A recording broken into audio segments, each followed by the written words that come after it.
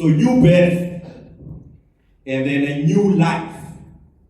The administration here, the task, gives us a new birth and a new life. New birth means you are born again. You were dead in your trespasses, you were dead in your sin. So the Holy Spirit comes now to give you a nature, a new life, a new nature. Right? In Bible, you are born of God. John chapter 1, verse number 30, 40. But you were born not of blood, not by the will of the flesh, nor by the will of man. But you were born of God. Hallelujah. So you were born of God. And then Peter, 1 Peter chapter 1, verse number 23, 40. You were born again, not of a corruptible seed, but incorruptible. The word of God, which lives and abides forever. So you were born of God, born of the word, and then born of the Spirit. Catholic scholars, right? They are biblical moral values that we all as believers should have, or we all should depict at least. I do not think they are only confined to this, but according to these scholars, they found a few. I think it's about 6 or 7. The first one is prudence, which is associated with discernment and wisdom, right? They say this is to discern what is truly good in every circumstance and choosing the right means to achieve it. So it's not only you knowing right from wrong, but it's also you knowing the right message in the kingdom of God and how to attain things. Uzitshele nje ukuthi wena lento oyizwayo ithi ngaphandle ukuthi umoya engcwele zintwana kaNkulunkulu ayambule kuwe. In John 16 verse 12 ngiyayibheka ukuthi Jesus knew that his disciples would not be able to understand the spiritual meaning of his words, yet uma azokhuluma ukuthi ngizonicelela umoya engcwele, because yes bekakhuluma nabo, which means namanje as abantu bayalizwa izwi.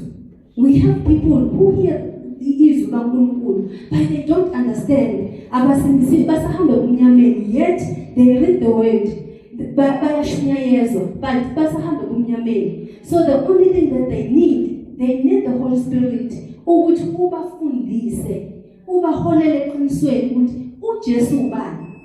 So Tua is the third person in the Trinity, and we need to understand that we can have a lot of breakdowns in these questions. Don't worry, I have one list. Manga Filippo just be concerned. So, but Sinama topic weight was one that I want to first engage. I was honestly now. Hallelujah. I will not go into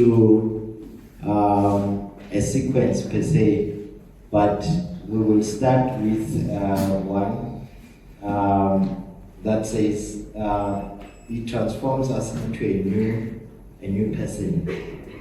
So we have established now that he is a person, but we are told that he is transforming us into a new person. Maybe if we can get a breakdown of how does this person called the Holy Spirit transform me as a person into a newer version of me. Hallelujah. Brother Rogers. Amen. Ngathanda ukubingelela bonke abazalwane abakhona nabasijoyinile ngestrip egameni likaJesu Kristu waseNazaretha. Amen. Amen bazalwane. So subtopic yethu njengoba kuzamini sikasichazela ukuthi we are going to be discussing briefly on how exactly the Holy Spirit transforms us into a new person. Hallelujah bazalwane. Hallelujah bazalwane. Sisonke boss. Ushili kwamdlamini wathi siya-engage conversation namhlanje. Amen. Amen. So when I was sitting down with the subject, I found it necessary and crucial to establish a foundation before we get into what the Holy Spirit is transforming us into. We need to understand the full view of Jehovah's transformer kanje suke kwenze njani. So there is a study in the Bible about soteriology, or it's the doctrine of salvation, right? We are going to outline the full process of salvation, and then within that subject, the subtopic level is going to be regeneration, which is the subject of He transforms us into a new person. So let us begin the full view of the doctrine of salvation, and then we're going to zero in on the element that is called regeneration, and then we discuss how He transforms us into a new person. It makes sense, Pastor? Okay, so in salvation, the full view of salvation, it's about election. There is election to salvation, and then there is regeneration. After that, there is conviction. After that, there is justification. After that, there is adoption. After that, there is sanctification. After that, there is glorification. So repeat the fourth. Number 1, election. We Ephesians chapter 1, verses number 4, little Bible. God chose us in Him being Christ. God chose us in Christ before the foundation of the world, so that we should be holy and blameless before Him in love. So insindiso iqala ngoNkulunkulu. Man just respond to God's advance and God's pursuit of man. Insindiso iqala ngoNkulunkulu. God elected us to be saved. He chose us before the foundation of the world, that we should be holy and blameless before Him in love. That is election. 2, regeneration. Our main text namhlanje is about Titus chapter 3, verse number 5. So we are about regeneration. And then there is conviction. UJesu makhuluma namadisciples wakhe John chapter 16, verse number 8. When the Holy Spirit comes, He will convict the world concerning sin, righteousness, and judgment. That is John chapter 16, verse number 8. That is conviction, the third stage in salvation. 4, it's justification. Siyazi by the works of the law shall no man be justified. It's justified manje ngokukholwa kuJesu Kristu njengenkosi nomsindisi wethu. Then we are justified. Romans chapter 5, verse number 1, uthi, having been justified by faith, we now have peace with God. So that's the 4th stage in our salvation process, justification. Hallelujah. Hallelujah, Pastor. So, state election, sati regeneration, sati conviction, manjust justification, right? Number 5 is adoption. Ephesians chapter 1, verse number 5. God predestined us unto sonship. He predestined us to sonship. That means He adopted us into His family. Ephesians chapter 2, which we were foreigners from the commonwealth of Israel, but we are now brought into the faith and we share the same faith with the saints. We are adopted into God's family. Hallelujah. Amen. Adoption. Then there is sanctification. In the process we are being sanctified. The process is to get their mind to agree with the Spirit of God which resides in them. That process is sanctification until we look like Christ, until we conform into the image of Christ. Hallelujah. The Bible leads to 1 Thessalonians chapter 5, verse number 23. uthi, may God himself, the God of peace, sanctify you through and through, so that your spirit, soul, and body may be preserved until the coming of our Lord Jesus Christ. Hallelujah. That is sanctification. And then the last stage is glorification. Hallelujah. We 1 John chapter 3, verses number 2, John uti, when he appears, we shall appear with him in glory. Hallelujah. So silindile uJesu makabuya, where our bodies are going to be glorified. We're going to get glorified bodies and appear just as he appears. Hallelujah. When he appears, we shall appear with him or like him in glory. Hallelujah.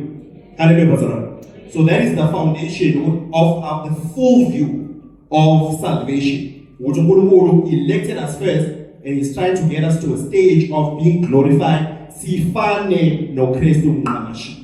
Hallelujah. So now the Holy Spirit regenerates us, he convicts us, he helps us in our sanctification, and then he sees those. That is the full view of salvation from election until glorification. Say election, such a regeneration, such a conviction, such a justification, such a adoption, and then such a sanctification, or glorification. Hallelujah.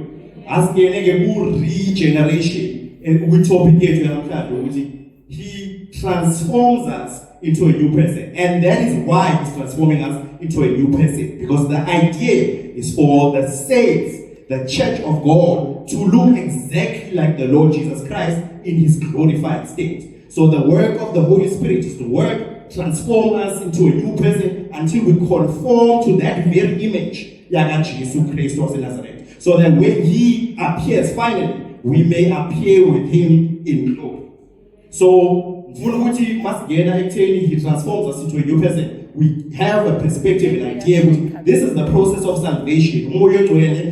Does this work for the very reason that we conform to the image of Christ until we are glorified. Hallelujah.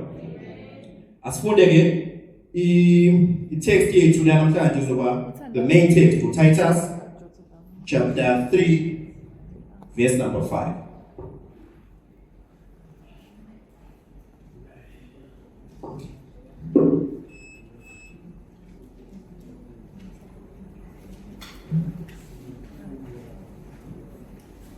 God from Titus chapter 3 verse number 5.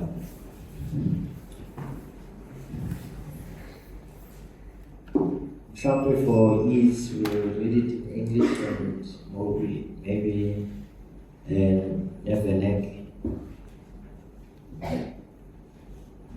Okay, so we find against Casey, Titus chapter 3, verses number 5. Okay, so we can verse number 4, verse number 5. But when God, our Savior, revealed his kindness and love, he saved us, not because of the righteous things we had done, but because of his mercy. He washed away our sins, giving us a new birth and a new life through the Holy Spirit. Hallelujah.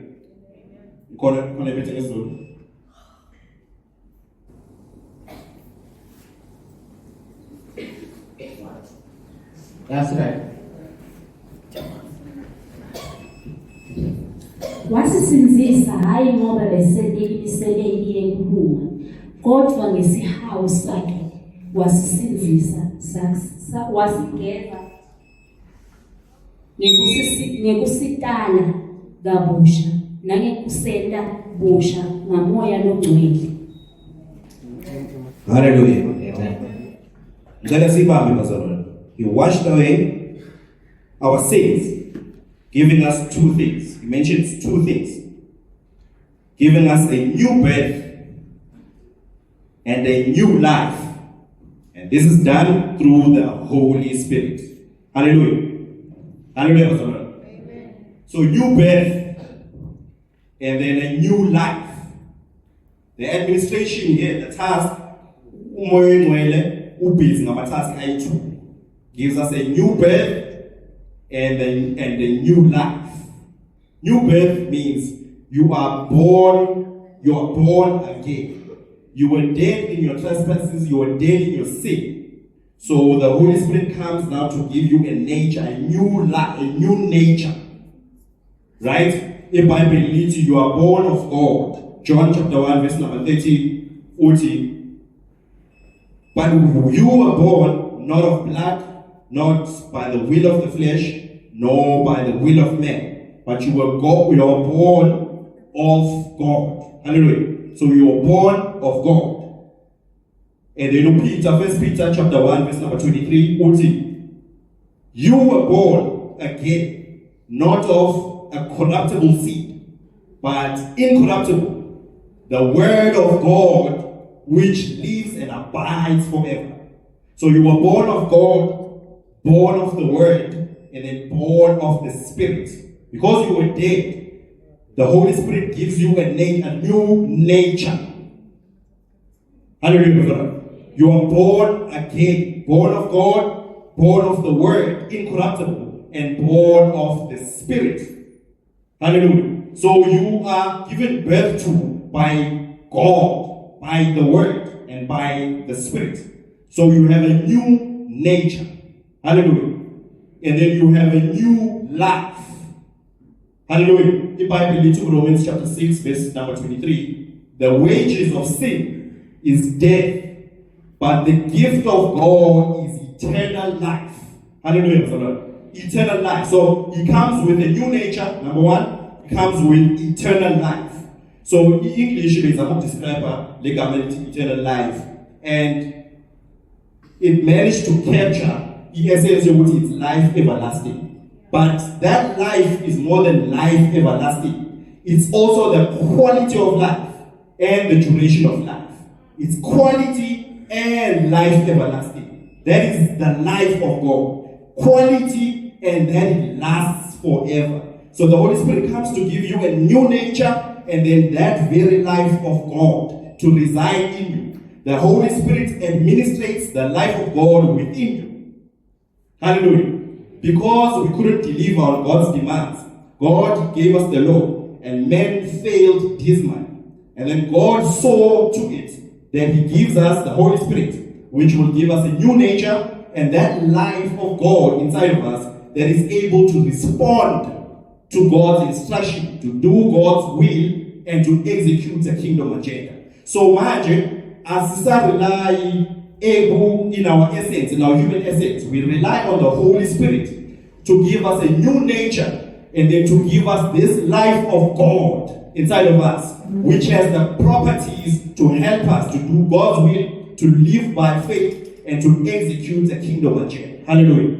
Yes, so those are two legs. He gives us a new nature and He gives us new life. It's God's very life that helps us to take heed to God's demands, to do His will, and to execute a kingdom agenda.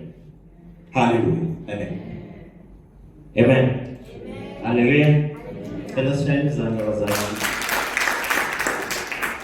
I think we were supposed to have a project. See, bullet 4. Hallelujah. Spoke about seven processes of salvation. If you look at it, it's 7 processes. So it seems like, Brother Rodas, one of the things that I like with the Christian faith, it's not the same as other faiths. You know, when you can challenge, when God likes to be challenged, if you can ask God questions, He will answer you. It's not like other faiths where it seems like you are resistive. But God welcomes your questions. Hallelujah. So in every presentation, we're going to have questions. So I don't know if you have a question there from the floor, and it will greatly help us to understand and unpack the topic that we just, the transformation of a person through the Holy Spirit that we just discussed now. And one of the things that he spoke about, afterwards, he's talking about election. So those are clear question. But any question from the floor? Let's engage Brother Rogers with the line. On this question of election, so does that mean when the Bible says predestined and you spoke about election? So here I was, I'm roaming around. So God elected me without me knowing, or how does this election and this predestined? Can you just unpack it a little bit?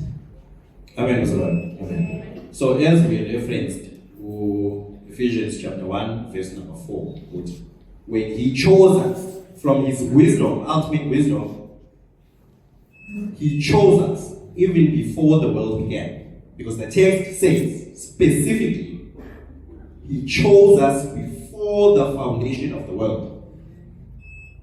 So before the framing of this world, God had already picked us. So before you're still roaming around, you do not know have a relationship with God. Before the foundation of the world, God already knew about you and he chose you. That is the text. Amen. Amen. Any follow-up question? Hallelujah. So for me, why would God want to have a relationship with me? Why would he elect me? I mean, I'm roaming around the world. I don't care about him. Why does Ufuna give? Amen. It's a question, Brother Lord. I think everybody has that question. Amen. From the floor.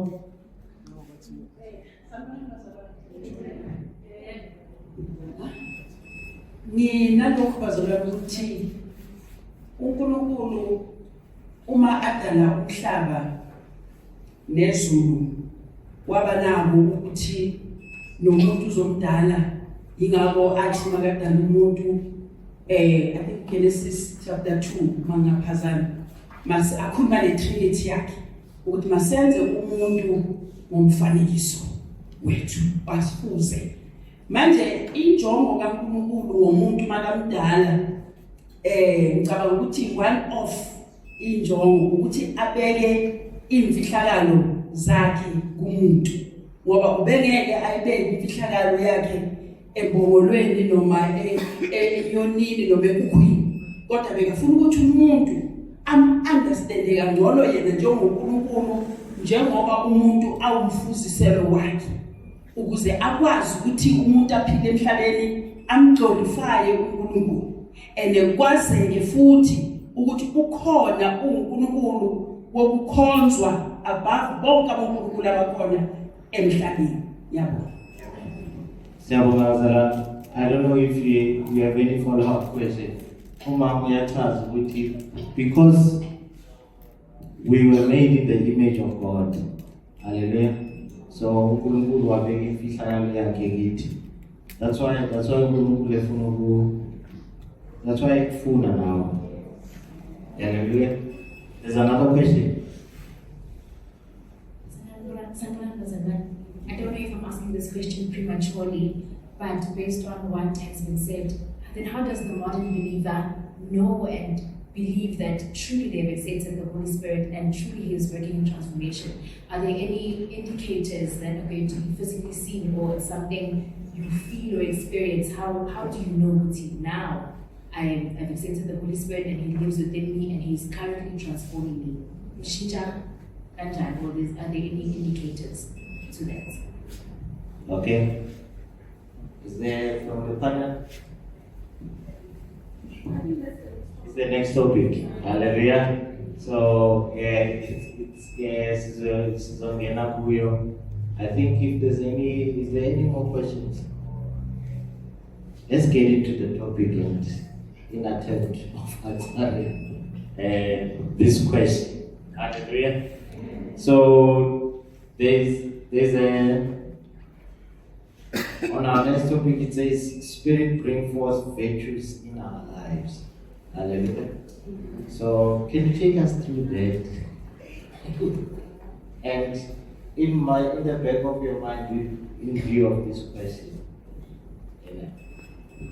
Amen, Pastor. Amen. Amen, Pastor. And we end it along in the mighty name of my Lord and Savior Jesus Christ. Amen. Amen. We're feeling you because we find the name. Lord, this is also 1 year. Amen. Okay, so the Spirit brings forth virtues, Pastor. So how I structured this, I don't know what to call it. But let's say presentation. How I structured it is to first explain what a virtue is. Amen.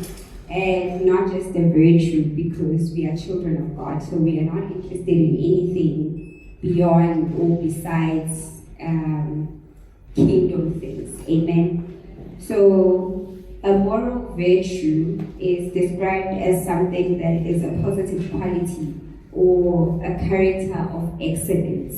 Amen. Makes sense because we are created by a God who is excellent, who is morally upright, who is perfect. Amen. And then the part that I want to dwell on tonight is that a moral virtue acts in alignment with ethical principles and is often defined by moral goodness. Amen. So in each and every space, in each and every kingdom, there is principles that govern that kingdom. Amen. In our assembly, we have principles that govern us. Amen. So the moral virtue comes to be in alignment with that ethical principle. So you can't say you are morally virtuous if you are not aligning to the ethical principle, because that is the standard in which we are to measure. Amen. So in the kingdom of God, of course, there's also principles in which we need to subscribe to. And that is what differentiates everything for us. It tells us if we have allowed the Holy Spirit to evoke in us the virtues that are required for us to be able to meet the standard that is set. Amen. Amen. Okay. So how I see it is that there's the baptism of the Holy Spirit, which is what everything today is about. Amen. Because these are subtopics, but under the main topic, which is the baptism of the Holy Spirit. Like what happens after the baptism. Roger already outlined because it starts with salvation, right? The salvation view, the full salvation view. And then we get to the baptism of the Holy Spirit. And once we are baptized in the Holy Spirit, we have the knowledge of God and the principles of God. The principles of the kingdom of God. Amen. And then after that, we have the awakening of virtues. And as I continue, I will try to explain why I said awakening, right, instead of development and all of that. So it is the baptism of the Holy Spirit, the knowledge of God and His godly principles, awakening of virtues, and then the products of a life in the Spirit. Amen. So according to Catholic scholars, right, there are biblical moral values that we all as believers should have, or we all should depict at least. I do not think they are only confined to this, but according to these scholars, they found a few. I think it's about 6 or 7. The first one is prudence, which is associated with discernment and wisdom, right? They say this is to discern what is truly good in every circumstance and choosing the right means to achieve it. So it's not only you knowing right from wrong, but it's also you knowing the right method in the kingdom of God and how to attain things. Amen. So I'll make an example here. There's this thing that in the world they call manifestation. You say something, you say it again and again and again, you're manifesting but you manifest, you know. But in God's kingdom, we believe that ask and you will receive. And the faith process that is in between, right? So we call it a certain way, we see it a certain way. There's no external things, there's no ulterior energies or motives, because it's just us asking, believing, and receiving it from God. But in the world, they call it manifestation. I don't know what energies, they speak to in order to bring this to pass. But the result is that the thing comes to pass. So now prudence comes in that we're able to know that, okay, as a believer I cannot manifest, right? So there's a way a believer attains things, amen. The next moral virtue is justice. This is the firm will to give God and your neighbor what is due to them, amen. So the Bible here is full of text on what God expects of believers, and that is what is true to him, whether it is in the financial sense, whether it is in worship, whatever it is in the kingdom of God, that is true to God. If we are not giving it to him, then we do not possess or depict the moral virtue of justice, amen. And then there's fortitude, which is associated with courage. This is the firmness in difficulties and constantly pursuing good. I believe with my fruit of the Spirit, you can associate it with long suffering. Amen. The self-control, which the Bible expands on, which is moderating the attention of pleasures and balancing the use of created goods.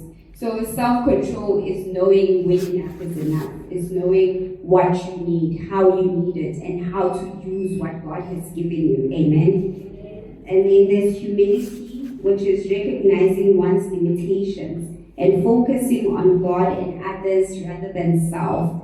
Then we know that, you see, that's the first and the second command. You love God with your all, and then you love your neighbor the way that you love yourself. So humility comes in that form. I think Paul is the one who talks about it a lot. Do not think highly of yourself more than you ought to, So humility, the virtue of humility, there's the virtue of forgiveness, releasing resentment and forgiving those who offend you. Generosity, we know, a generous spirit and charitable acts. And the last one being holiness, being set apart for God's purpose, the sanctification that was being spoken about. Amen. And as already indicated, I do not believe they end here, or this is all we can say about them. But I guess it's my study somewhere non-word, whoever is interested to just expand on them. Amen. So as I was saying, that there's principles, and then there's virtues, and then there's the products of the spirit life. Amen. So when we come to understand the principles that govern the kingdom of God, we then have a passionate desire to depict these virtues, because in its essence, we cannot. Amen. So the Holy Spirit awakens these virtues. Amen. And I say awaken because remember Genesis, the beginning of all things. When God created us, he said, let us make man in our image, in our likeness, right? And then he breathed the breath of life in us, and then man came alive. So the likeness and the image are these virtues. Amen. Because these virtues, they symbolize alignment with God, because it is the pursuit of godly character, which is God, right? The essence of God. So when now the Holy Spirit comes, he breathes this life to awaken the virtues that have been laying dormant in mankind. Amen. So it's not something you see once cities and the Holy Spirit comes and they can't see in the Bible say, how can I build this? It's a matter of awakening, allowing the Holy Spirit to breathe life into these things and bring it, because you're already created in the image and the likeness of God. The only difference is that if you're not saved, then you're not walking in that. You do not even know what the image and the likeness of God means, what it looks like. Amen. So our main text is found in John 17, verse 1 to 12. It's a very long text. Amen. So I will not read it for the purpose of time, but to give background, it is where Christ was preparing to go up on the cross. Amen. And here we find him praying for his disciples. So he's not with them, he's not blessing them or anything like that, but he's rather interceding for them, like doing his high priest duties while he's still on earth. So as he prays, he once again shows that the greatest mission that he came to do or to achieve in the world is to reconcile mankind with God. Amen. Because there are no virtues, there's nothing without the reconciliation that is found in Christ. Even the Holy Spirit. That's why when he lived, he said, I will bring one like me, a helper like me. That is because the reconciliation had already been done. Amen. So the principles and the virtues that we find in this passage that I'm talking about, John 17. Amen. Oh, because I guess it's a good thing or a bad thing, I don't know.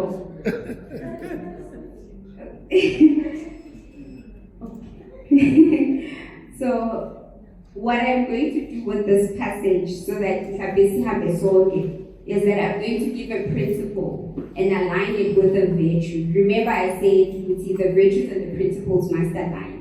That's what the Holy Spirit came to do. Introduce us to the principles of the kingdom, but also awaken the virtues that are required to meet the standards of those principles. Amen. So in this passage of John 17, verse 1 to 12, the first thing that we find is that Christ depicts the greatest law that he said to the disciples, to love God with your all and to love others as you love yourself.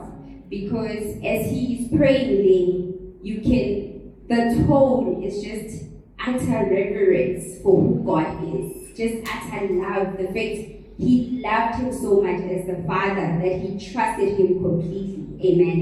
And he loved the disciples so much that he had to cover them in prayer now that he was going to go back to the Father. So that is the principle, and it's a kingdom principle, to love God. That's the greatest law, to love God with your all and to love your neighbor as you love yourself. And then we align it with the virtue of justice and generosity. Let me explain. So by understanding that love is the kingdom's governing principle, we are able to grow in generous and genuine love, not only for God, but for others. So when we understand Uti, yonke into yankulunkulu begins with love, is founded in love, operates in love, it is easy for us to awaken this virtue of loving genuinely and generously. Amen? Amen.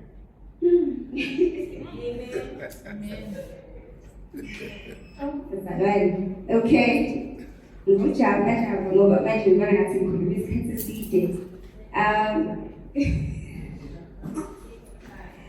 And then the second principle is that we need to bring glory back to God.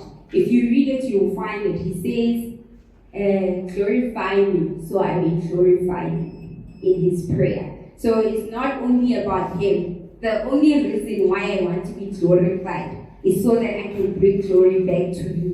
Because at the end, it's about God. Like if we are glorified and the glory never goes back to God, the non-believer cannot really place the glory. Amen. And the glory always needs to go back to God, because that is the glory that attracts people back to God. Amen. And then we can align with the virtue of humility. This is Christ not thinking too highly of himself. I think it is in one of Paul's letters where he speaks about he did not consider equality with God as something to be grasped, even though he was God himself. But when he was walking the earth, he walked the earth as a servant, as a son, not as God, that he did not compete with God. So when he says, glorify me so that I may glorify you, he's taking his position as a son. to say, there's no one greater than God. Amen. And that is a governing principle that only we can align with if we are humble enough to know that we may be created in the likeness of God, the image of God, but we are not God. Amen. We are like God, but we are not God. So it makes it easy for me to even respect and honor the next person because I understand they are created in the same thing that I am created in. And nine of us, there's no one who's bigger than the next person. Amen. And then there's the principle of living in authority. This we find even in Genesis, and it's a common theme across the Bible, where God, when He was blessing us, or when He was commanding us rather, authority in the earth was one of those things. For us to live in authority, because God not only created us in His image just for fun, to have people to look at and think, oh, they look like me, but for us to represent Him on earth, we are heaven's colony, basically. That's why your kingdom come on earth as it is in heaven. Because earth is like a mini heaven, if I can put it like it's a colony of heaven, an extension of heaven. So mankind on earth rule as gods. So that is where the authority comes in. We cannot rule without authority. Amen. Which is what's happening in today's world. Believers are not ruling because believers are not living in authority. Amen. And that can be prayed with the virtue of prudence. Remember, we said prudence is associated with discernment, with wisdom. Right. So wisdom, you cannot have authority without wisdom. Because to understand what authority is, you need to first have wisdom, right? To have knowledge, to understand, and then to have the wisdom to extend it. Amen. Rushing. The next principle is living in the knowledge of God and honoring Him as the only true God. Go back to the times of Moses, have no other God but me. Amen. So this is paired with the virtue of holiness. When we are set apart for God, we want nothing but God. Amen. We want nothing but the things of God. So we are not tempted to idolize anything that we have or any person in our lives because we are set apart for God. So we are meeting the standard of the principle because we are set apart for God. Amen. We live with the mission to complete the work assigned to us. This is what we call purpose. Christ here says, He declares, "It is the mission in which you have sent me for, I have completed." Amen. That is the end goal, the completion of the assignment. Amen. We cannot depart from earth without completing the assignment, because there we are going to account. It's not going to matter what you started, but did you complete the assignment? Amen. So this is paired with the virtue of self-control and fortitude. Fortitude, we said, is courage. It is long-suffering. And self-control, it is the ability to just assess yourself, judge things correctly. You don't overexert yourself where you have to. You just self-control. Amen. Okay. And then the last one is the faith view, which is paired with the virtue of humility and holiness. When Christ prays here, you can tell what he is praying in faith. He's talking about a prayer that will cover the disciples when he's no longer here. What assures him that it will happen is that he has absolute faith in God. That even when he's no longer here, God, through that prayer, will be able to still cover the disciples. Amen. And it comes through humility and holiness. Humility in the sense that we understand that we are totally reliant on God. We cannot do anything apart from giving God our faith and expecting Him to do what He has to do. And holiness, again, being set apart, because you can't be requiring things from God without having the sanctification, the being set apart for God. Amen. And then when all of these align, when these virtues and these principles align, and we are meeting the standard of God, that is where now singing the fruits of the Holy Spirit. We always talk about them. The fruits of the Holy Spirit, Galatians 5. So that is where now we see believers living in love. We see them depicting patience. We see them depicting godliness. All of these things are now a product, but they do not just come. You do not accept the Holy Spirit and then all of a sudden you are a loving person. All of a sudden it is a process. That's one. Amen. Amen.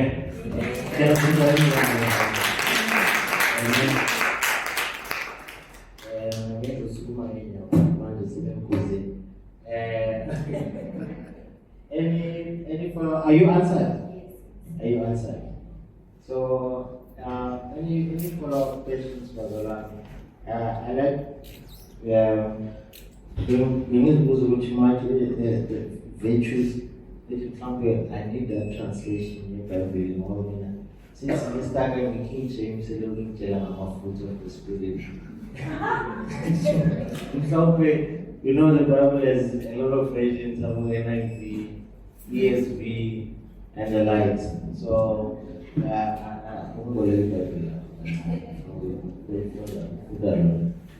so any follow-up questions for the Here's one. Can someone truly have the Holy Spirit and not reflect the virtues?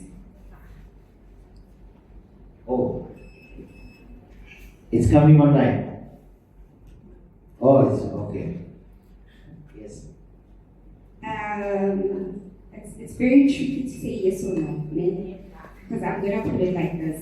We say when the Holy Spirit comes, He breathes life and awakens the virtues, right? Awakens the virtues, right? So I can say, if you truly have the Holy Spirit, the virtues are there. You just choose to still leave them dormant. It is not until you are surrendered to the Holy Spirit that now you can depict these virtues. But I use an example which is found in Romans 12, where Paul says that he urges us to surrender our bodies as a living sacrifice. And the reason why I believe he puts an emphasis on the body is because before Christ, our bodies are ruled by the spirit of the flesh, which opposes everything that is the Holy Spirit. But now when we come to Christ and we have the Holy Spirit, now we are no longer ruled by the spirit of the flesh. So, but rulership is that, like, there's no rulership where there is no surrender. So we surrender to the rulership of the Holy Spirit so that these awakened virtues now can come to effect and they can be seen by others and even ourselves.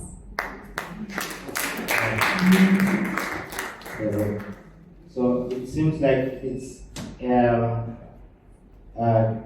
it could maybe translated in your way, but to me, like, it's not possible. These virtues are inside you, but it's not possible to live according to them until you turn them. So they are dormant. So which is the enabler. He is the one who gives us the ability to be holy and to have that virtue of prudence. So it's inside you, but it's easier to hate than to love, because love is inside you, but until when I feel that then it's not possible to fully love until when I feel. Hallelujah. So, any other follow-up questions?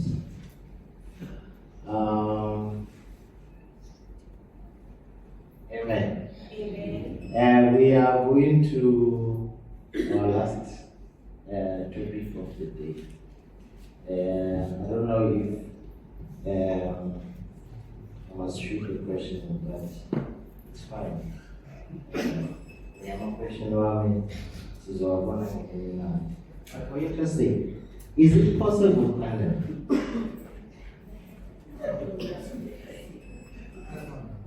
so is it possible that Umoya can dwell in unclean vessels?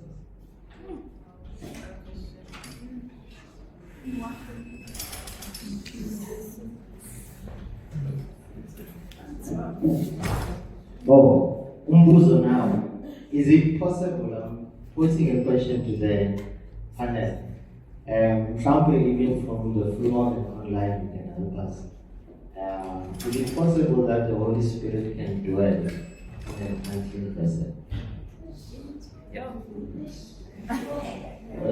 So maybe just to clarify, what is your idea of an unclean vessel? Okay. Here I am still a sinner. I mean, or I just received Jehovah again. Now mfundisi laphayana yashumayela ngifinela sengiphakamisa isandla. I mean, sengithi ngisindisiwe ngiyaphuma ngomnyango. I mean, I'm still a smoker. I mean, cigarette is strong, you know, or being shy, you know, and in that context, can umoya ingcwele ahlale in such a person? I see the true, my idea of an unclean vessel is umuntu ongasindiswanga. Because as soon as you accept the Lord Jesus Christ, you are justified by faith. We are not justified by works. We are justified by placing our faith in Jesus Christ. And as soon as God declares us as righteous, then we are not an unclean vessel. Now you can be saved and still sin, which is the process of sanctification, because we all still sin, but the Holy Spirit is helping us to conform into the image of Christ. What is now unrepentant sins are the ones that are causing issues in if we do not repent of our sins. But if we live with the Holy Spirit and we comply with the Holy Spirit, we quickly need to repent of those sins that we have individually, no matter but the idea of an unclean vessel, we do not declare you as an unclean vessel, because God has justified you because we placed your faith in Jesus Christ. So you can say, do not grieve the Holy Spirit with the way you are living your life. But it's still possible to grieve the Holy Spirit by the way you live your life. But we do not say a person is an unclean vessel if they have accepted Christ and they have been justified by faith. Amen. Hallelujah. Amen. Hallelujah. It's okay if you want to do it. It's okay, feel free. Mazalan, yeah. Let's go to the last topic, Mom. The Holy Spirit is the Spirit of truth.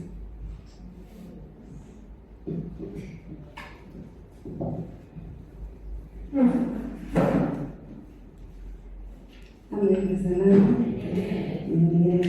From Jesus Christ. Amen.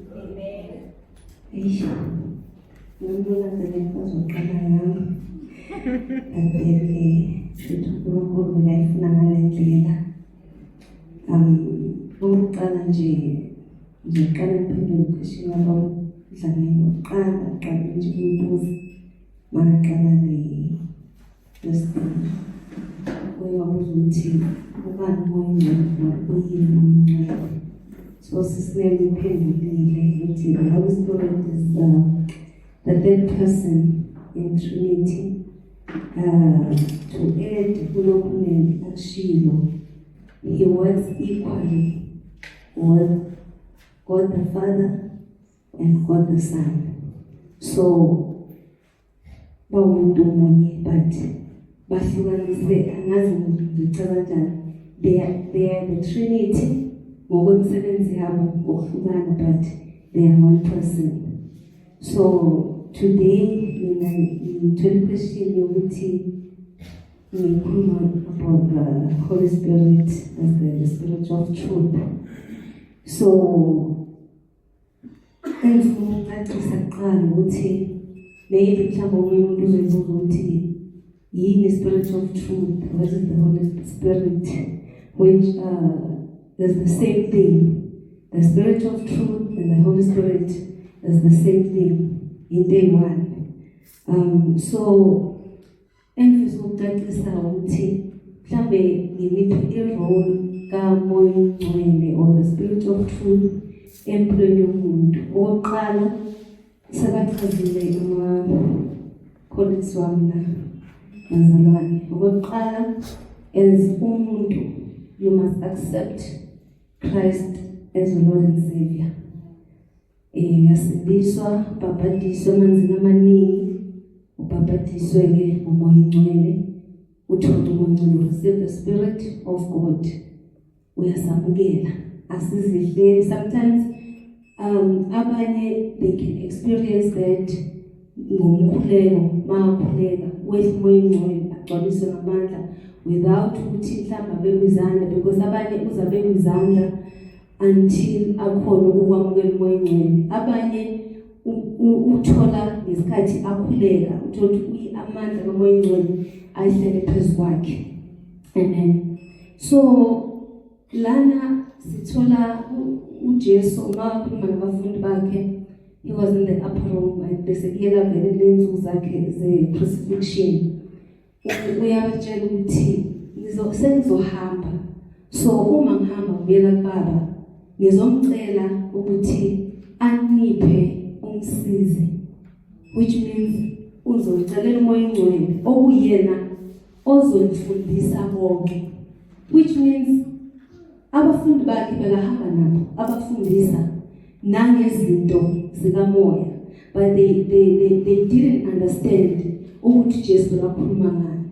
Bona la bekakhuluma khona mostly bakakhuluma with ama-crowds, bekasebenzisa ama-parables. So mostly then abafundi bakhe baze bambuza ukuthi kungani uma ukhuluma nalaba bantu usebenzisa ama-parables.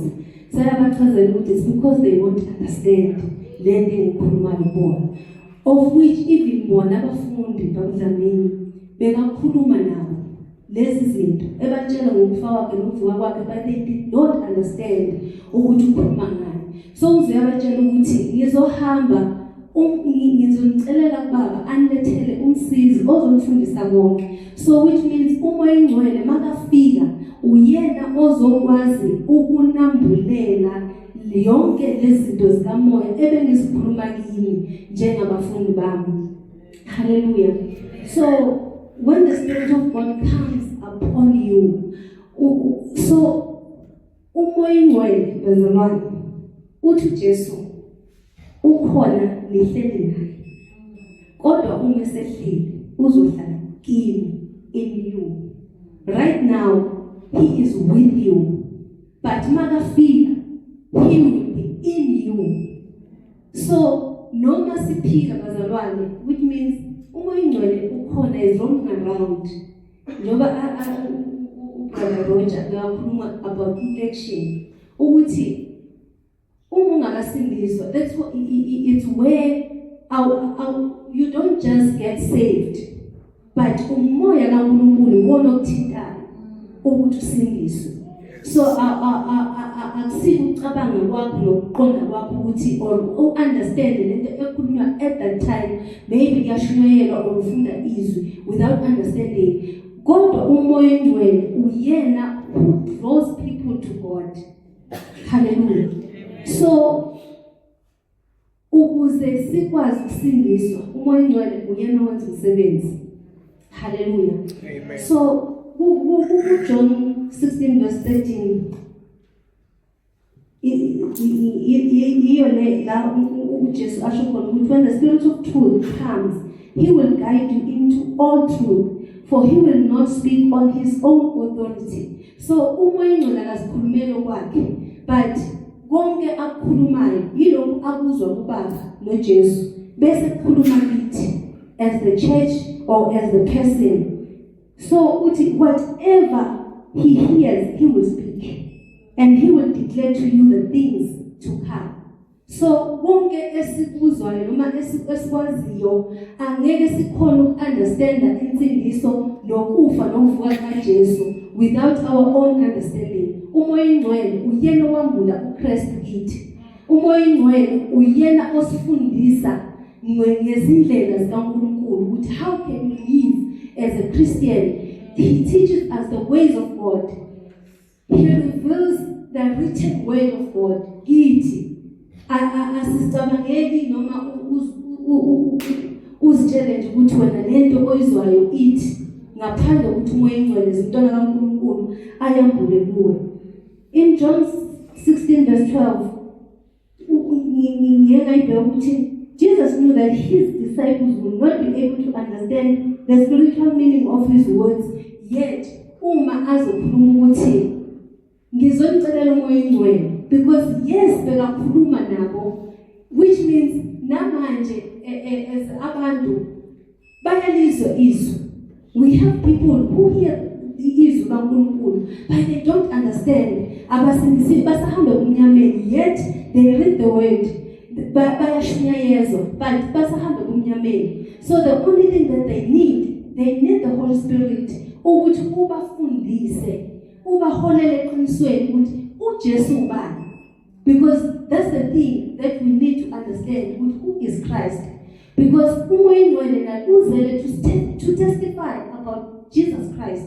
Ukuthi asifakazele ukuthi uJesu ubani, asenze siqonde ukufa nokuvuka kaJesu. Kusho ukuthini ukufa kwakhe? Kusho ukuthini ukuvuka kwakhe kithi njengamaKristu. Hallelujah. Amen. So unala Paul, it's 1 Corinthians chapter 2 verse 16. Chapter 2 verse 6 to 14, verse 6 to 14 years. La ivesi lakhona ngicela ngizolifunda emakhaya zona. But nje ngizolichaza ngale ndlela structure ngayo la. So verse 17. Okay, no. Ngicela ukudlula kuqala ku verse 17. John chapter 2 verse 17, yes.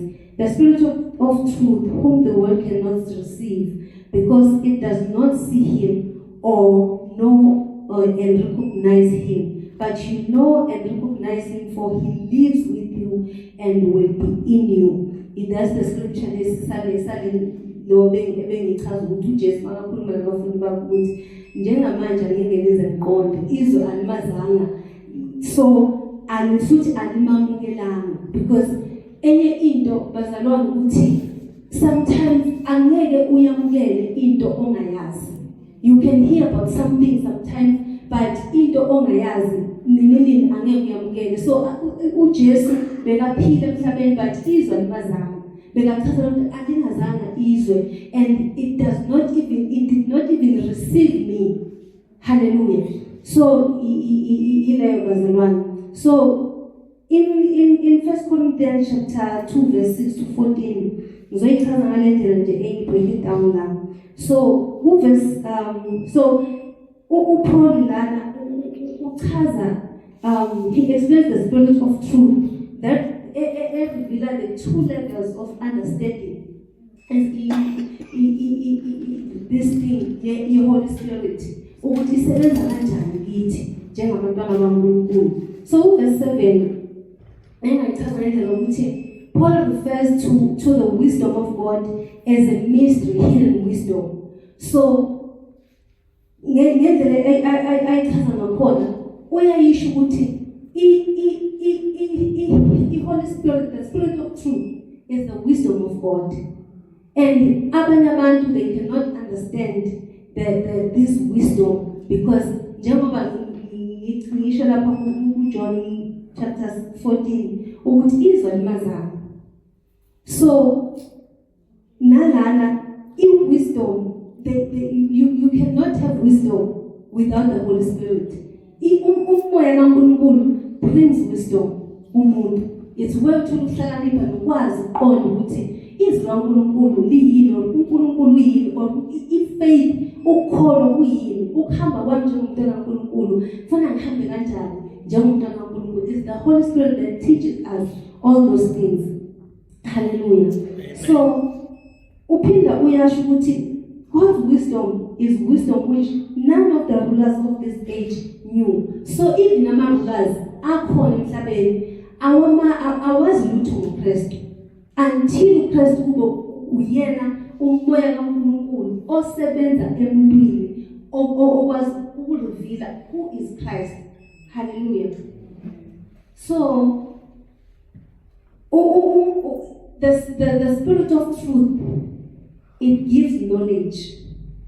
Hallelujah. The word of knowledge, I don't know, I'm not sure if it's a fruit that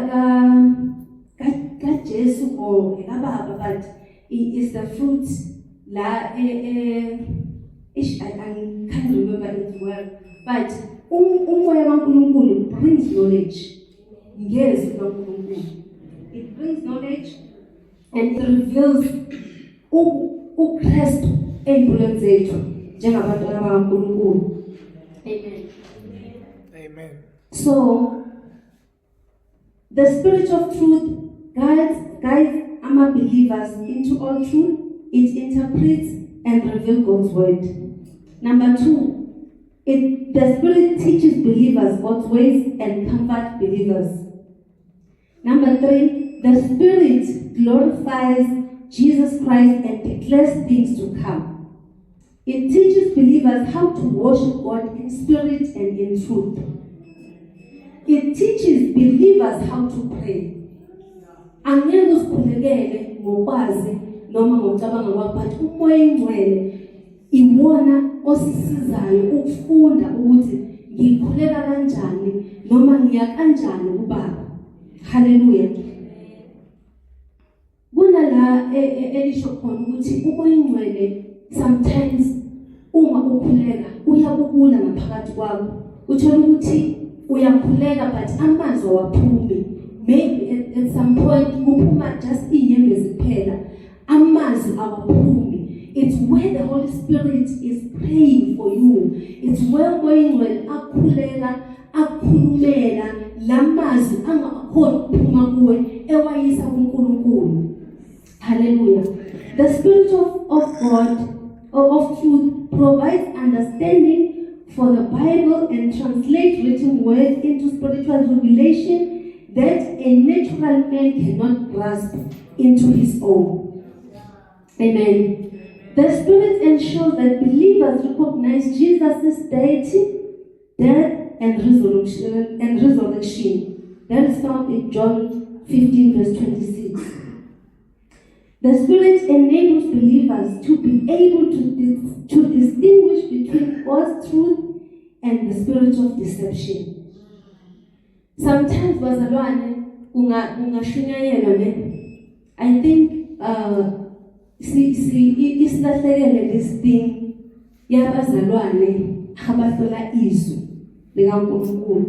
We find them ku-act la elithi khona kaNkulunkulu bebashumayela kuqedwe bese labazalwane bayahamba bayohlala phansi bahlole imibhalo ukuthi le nto beyikhuluma iyilo na izwi kaNkulunkulu leyo ekhulumayo. That's why namhlanje sithola abazalwane abaphuza petrol babudlamini abadinyoka abadlotshani because discernment spirit ayikho. The spirit of distinguishing ayikho it asisenayo ukuthi kwazi ukuhlukanisa ukuthi le nto engilandelayo iyiyo na. Nini siyahamba siye emabandleni siyokhonza lapho sibuya nezinto esizithole kulamanye amabandla, sibuya nalezi zinto siza nazo la, and we don't know ukuthi asisholanga lezi zinto ukuthi lezi zinto ziyizo na uNkulunkulu asifunayo kithi njengabantwana bakaNkulunkulu.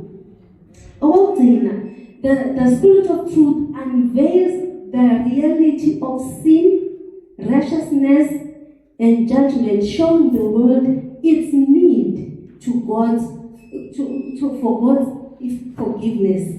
So, umoya ingcwele, it's where bazalwane unolwazi makhuluma ngama-virtues ukuthi as abantwana bakaNkulunkulu indlela esiphila ngayo nendlela esenza ngayo, umoya ingcwele makasizile ngakwazi ukuphenduka ngaphila ngale ndlela uNkulunkulu afuna ngayo. Indlela engenza ngayo, it draws people to God. indlela engikhuluma ngayo it draws people to God because mababheka uma bazothi uma umzalwane ekwazi ukukhuluma ngalendlela kusho ukuthi ikhona into ephilayo. Uma umzalwane usindisiwe ephila ngalendlela nami kusho ukuthi angizame lento le ayithathile. So kuyadinga abazalwane umoya ingcwele umsebenzi wawo ukusisiza abazalwane ukuthi siphile ngendlela kaKristu because uyena osifundisayo ukuthi uNkulunkulu yini ayifunayo ngathi. Uwambula izwi kaNkulunkulu uma ngizolifunda mostly bazalwane futhi izwi kaNkulunkulu kaningi asihlulelwa ngabantu. Izwi loqobo umoya ingcwele uyasahlulela. Mostly sithola abazalwane uthola ukuthi uthi ayenza into errong agijimele kutheni don't judge me.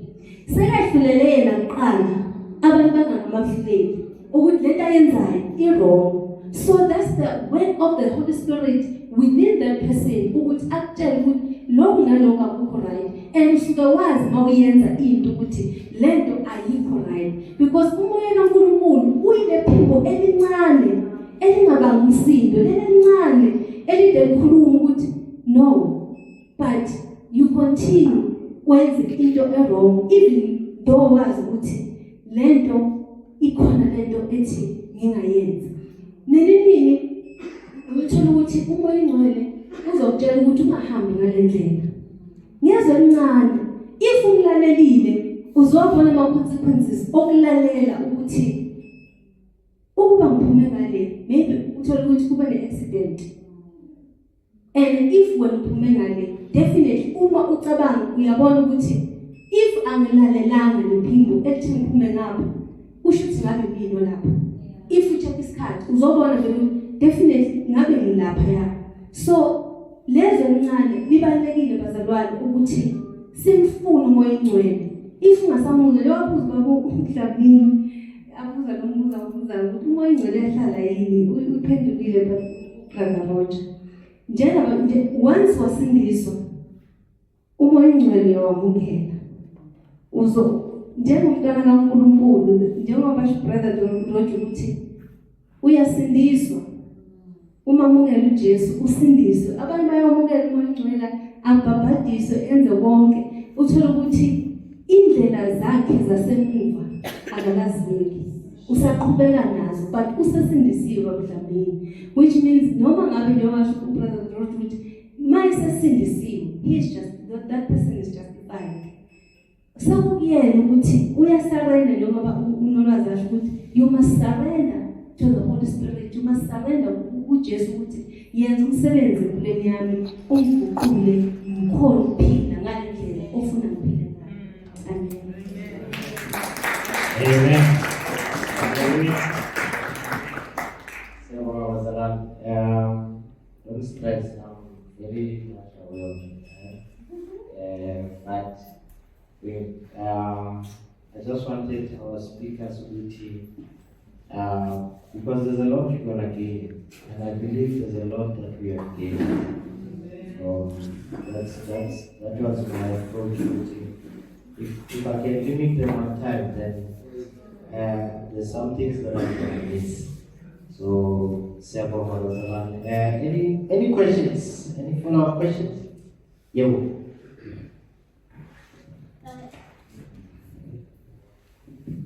Bengicela ukubuza la ukuthi when wamukela umoya oyingcwele then umuntu uyasindiswa ne then mase wamukela umoya oyingcwele is it a matter of like mawubhabhadisa umoya oyingcwele ukhuluma ngelimi or umoya oyingcwele uyawuthola nje without speaking in tongues and i-assurance yokuthi umoya oyingcwele uyithola kanjani?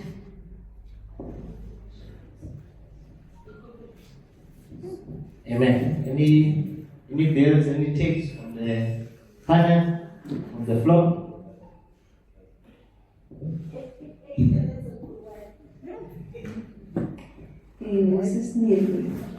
It's not always the case routine. It's not everyone who will akhuluma ngelimi.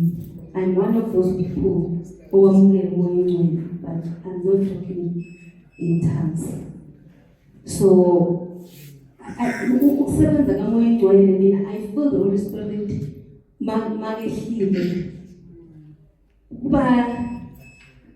I feel emzimbeni ushwakhanda uthola ukuthi ngivukelwa isipilo nokukhala. It's where I know ukuthi there's the power of the Holy Spirit ngaleso sikhathi. So I think everyone has his or her way of understanding noma in sensing the power of the Holy Spirit ukuthi umoya ingcwele usebenza kanjani. Amen. Oh, there's a question. Yes, I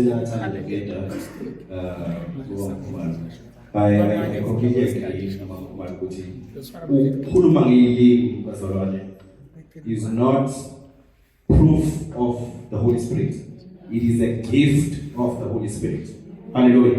It's one of the gifts of the Holy Spirit. So ukukhuluma ngelimi is not proof of the Holy Spirit, but it is a gift of the Holy Spirit. Hallelujah.